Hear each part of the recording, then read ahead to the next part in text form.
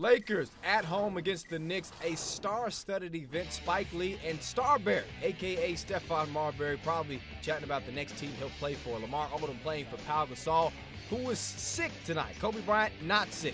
Jumper right here moves him past Clyde Drexler into 21st all-time on the scoring list. Quentin Richardson, three-pointer from the corner. He had a heck of a first quarter, 13 points in the opening quarter. Nate Robinson played well for the Knicks as well. He was blazing from the gates.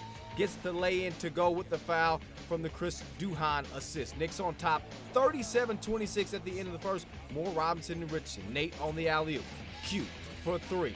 Knocks it down. He had 18 points in the first half. Knicks led by 15 at the break, third quarter. Chris Duhon, bad pass stolen by Luke Walton, goes in for the layup. And here come the Lakers, 67-59.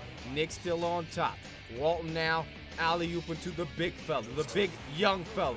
Bynum throwing it down, 6-point ball game. Trevor Ariza still taking it down court, finding a hole, getting the layup to go down, 84-88 at the end of the third quarter. LA right back in it, and they keep coming. Nate Robinson stolen by Kobe Bryant, tomahawk jam, one hand, 99-98. Knicks on top by one. Al Harrington responds by letting his frustration out on the rim, even falls down.